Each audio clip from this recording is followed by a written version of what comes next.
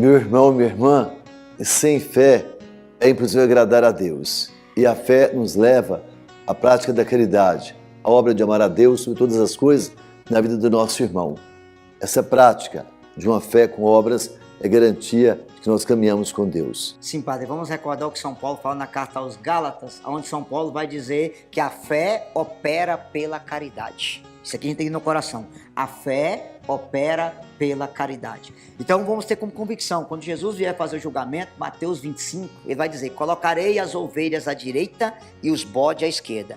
Aos da direita, vinde bendito de meu Pai. Tive fome, me deste de comer. Estava nu, você me vestiu. Estava na prisão, você me visitou. Estava doente, você me visitou. Quando nós te vimos assim, quando você fez o bem a um desses pequeninos, foi a mim que você fez. E aqui a gente tem que falar algumas coisas um pouco pesadas para nós católicos. Com todo respeito a quem não é católico que vai ouvir isso aqui, que sirva para você também. Provérbios 21, versículo 13. Quem se faz de surdo aos gritos do pobre, não será ouvido quando ele mesmo clamar. Provérbios 19, versículo 17. A Bíblia diz: quem dá o pobre empresta a Deus, que retribuirá o seu benefício.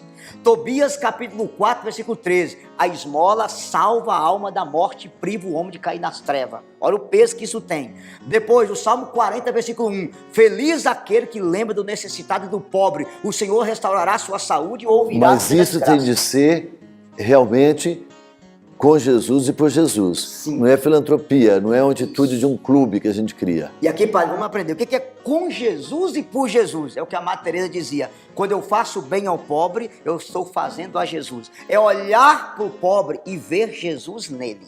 Tanto é a minha preocupação que eu tenho hoje no Brasil, porque graças a essa ideologia que entrou dentro da nossa igreja, com disfarce de teologia, as pessoas preocupam em encher o pobre de comida, mas não enche a alma da graça. Aí a igreja optou pelos pobres, os pobres optou pela seita protestante. Eu falo com o senhor porque na minha família tem muito protestante. A minha mãe, quando um pobre vai na Universal, ela fala: ó, você quer pão? Você vai na igreja católica. Você quer Jesus? Você vem aqui. Porque passou-se a enxergar a igreja como uma ONG social, de cuidar de pobre, de proteger a árvore na Amazônia. Mas a igreja não é uma ONG social, a igreja é sacramento universal da salvação. Então a igreja, ela leva a caridade com o pobre, porque ela vê Jesus nele, mas ela leva a salvação também para ele. Porque caridade por caridade, maçom faz, espírita faz, macumbeiro faz, todo mundo faz.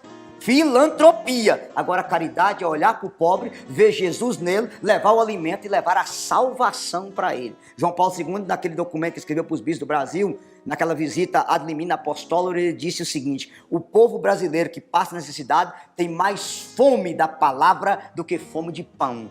E essa é a razão que a igreja escolheu os pobres optou pela seita, porque a seita estava pregando o evangelho e muitas vezes o evangelho da igreja estava sendo uma ideologia política. É a tristeza. Infelizmente, nós estamos correndo esse risco. Nós cuidamos da pessoa apenas do corpo, mas não da alma.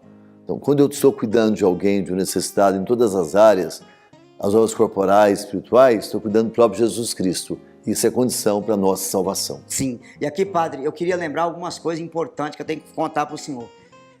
O Frei Clodovis Boff, o irmão de Leonardo Boff, que graças a Deus se converteu, ele escreveu um livro agora, A Teologia da Libertação e a Crise na Igreja.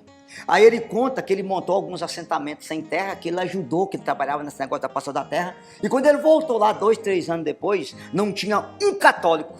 Um pastor da Assembleia montou uma igreja lá e todas as pessoas que ele tinha ajudado tinham virado protestante, porque ele cuidou em dar terra, mas não deu a salvação.